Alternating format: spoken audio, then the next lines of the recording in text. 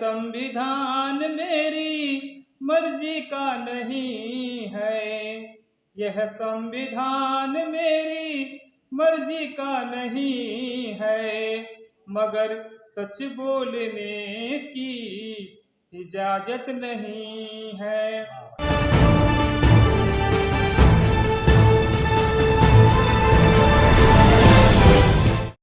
साथियों, DK news express के साथियों के सौजन्य से आज हम लोग डीके न्यूज़ एक्सप्रेस के सामने हैं और आज हम लोग कवि, गीतकार और गज़लकार यशवंत भारती जी से बातचीत करेंगे। यशवंत जी की 4 पुस्तकों का लोकार्पण आगामी 16 नवंबर को ही होने वाला है। तो इसी उनके द्वारा लिखी गई किताबों में से ही एक पुस्तक हमारे पास है जिसका शीर्षक है यह संविधान मेरी मर्जी का नहीं। तो हम आज इसी किताब पर यशवंत भारती जी जो पेशे से वकील हैं, अधिवक्ता हैं और इन्होंने रचना की है, तो जन कवि यशवंत भारती से हम लोग बात करते हैं। सबसे पहले तो वकील साहब, आपका हम बहुत बहुत स्वागत करते हैं। इस बात के लिए करते हैं कि आपने इतना महत्वपूर्ण कार्य किया है अपने व्यस्ततम लाइफ में, अपनी दिनचर्या को जीते हुए आपने 4 किताबों का लेखन किया है। इसके लिए आपको बहुत बहुत धन्यवाद। आपका यहाँ स्वागत है। धन्यवाद। सभी को नमस्कार, जय भीम, नमो बुद्धा। सब हम आपसे यह जानना चाहेंगे कि इतने व्यस्त जीवन में आप वकालत भी करते हैं, घर का काम भी करते हैं, सामाजिक गतिविधियों में भी आप सक्रिय रहते हैं और आपने ये महत्वपूर्ण कार्य करके दिखाया है। 4 पुस्तकों की रचना आपने कर डाली है, जिसमें एक किताब हमारे सामने है, यह संविधान मेरी मर्जी का नहीं। तो सर, हम आप और किताबों पे बात न करते हुए हम आपसे जो हमारे सामने जो पुस्तक है हम इसी पर बात करेंगे। सर, आप बताइए कि इस तरह की किताब लिखने की धारणा आपके मन में कहाँ से उत्पन्न? सबसे पहले तो मैं बता दूं कि बाबा साहब का जीवन परिचय जब हमने पढ़ा था, तो बाबा साहब का जीवन परिचय पढ़ने के बाद और तमाम जो इस देश के विद्वान हैं जी, उनके तमाम सेमिनारों में मैंने गया जी, तमाम नेताओं के भाषण भी मैंने सुना, लेकिन उनकी बातों से हमें संतुष्टि नहीं मिली। और जब संतुष्टि नहीं मिली तो मैंने रिसर्च करना शुरू किया कि डॉक्टर अम्बेडकर साहब की असली विचारधारा क्या है।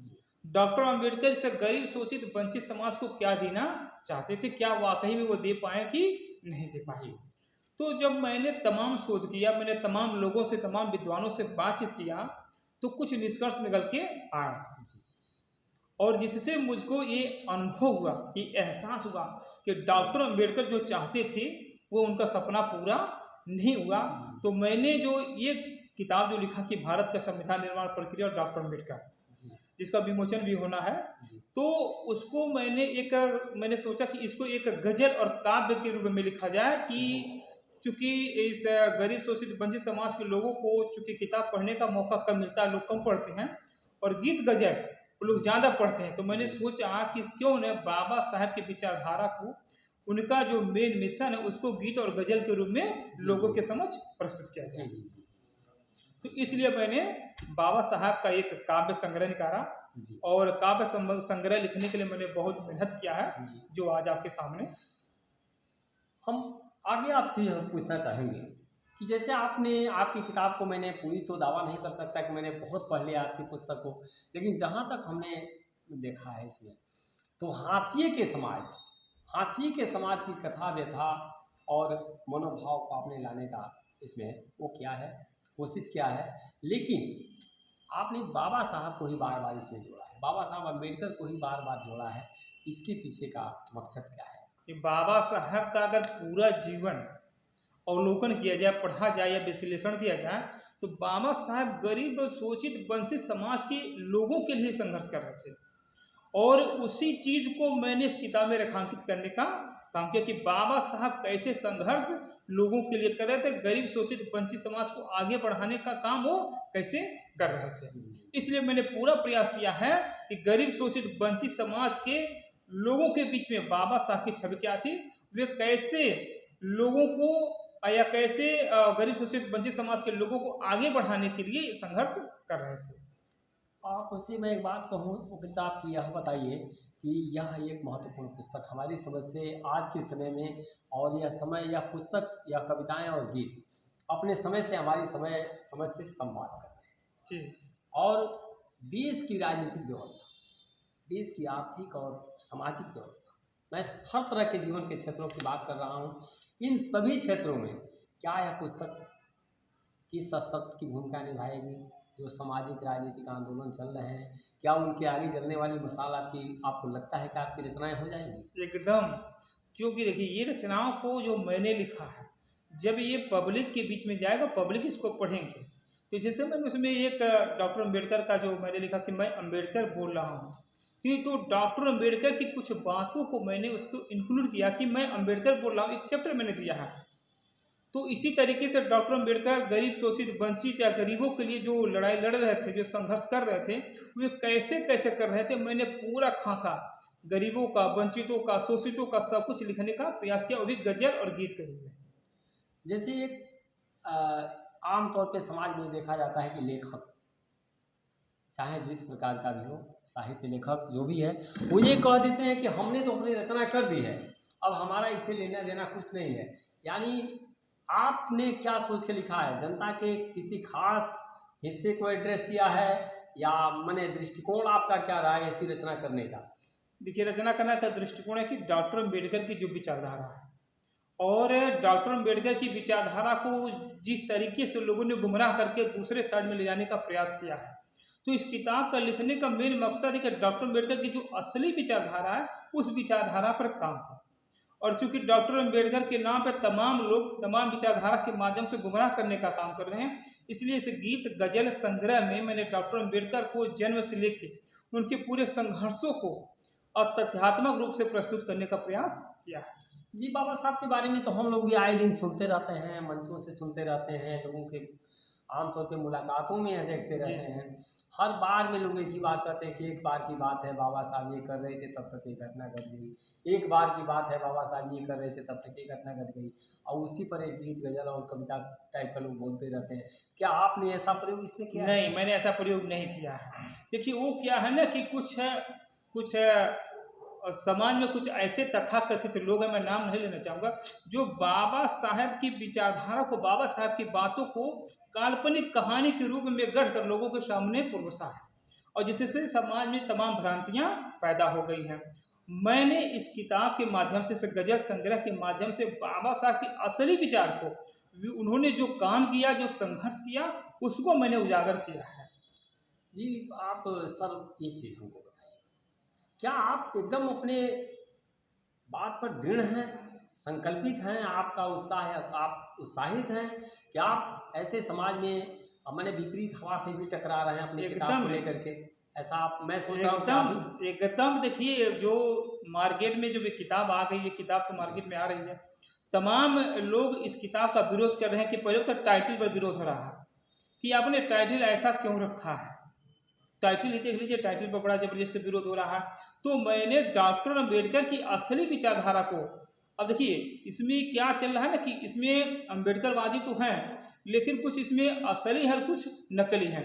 तो ये डिफीट करना है, ये फाड़ देना है कि असली अम्बेडकरवादी कौन है, नकली अम्बेडकरवादी कौन है। और नकली अम्बेडकरवादी डॉक्टर अम्बेडकर को गुमराह करके नकली बातों का प्रचार प्रसार कर रहे हैं, जिसको सोशल मीडिया, फेसबुक पर आए दिन आप देख सकते हैं, जिसका डॉक्टर अम्बेडकर के विचारों से कोई लेना देना नहीं है। आपकी किताब की टाइटल है यह संविधान मेरी मर्जी का। जी, इतनी बड़ी बात, वो भी बाबा साहब की बड़ी सी इस पे फोटो लगा करके, और आपने अन्य भी महापुरुषों की तस्वीरें अपने फ्रंट पेज पर देने की कोशिश की है, लेकिन अन्य महापुरुषों के बारे में मुझे लगता है कि कोई भी बात आपने इसमें दिया नहीं है। सिंगल और बीच के पन्नों पर भी बाबा साहब की छोटी से बड़ी और कई तरह की तस्वीरों को आपने जगह दिया है। तो वकील साहब, क्या आपको डर नहीं लगा ऐसी तरह का शीर्षक देने में? डर किस बात का है, डर किस बात का है, ये सच्चाई है। सच्चाई है कि डॉक्टर, जो भारत का संविधान चल रहा है, वो डॉक्टर अम्बेडकर की मर्जी का नहीं है। ये 100% सच है, और जो इस देश का बुद्धिजीवी है इस बात को जानता है। क्योंकि आप देख रहे हैं कि अगर डॉक्टर अम्बेडकर की मर्जी का ये संविधान होता तो 70 सालों से समय व्यतीत हो गया है, देश में गरीबी अभी हुई है, भुखमरी हुई है, भ्रष्टाचार, बेरोजगारी हुई है। मैंने इसमें जो टाइटल दिया कि ये संविधान मेरी मर्जी का नहीं है, लेकिन सच बोलने की इजाजत भी नहीं है, इसका मैंने टाइटल दिया है।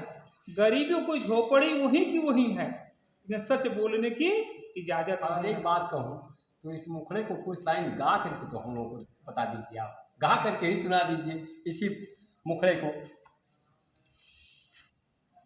यह संविधान मेरी मर्जी का नहीं है, यह संविधान मेरी मर्जी का नहीं है, मगर सच बोलने की इजाजत नहीं है।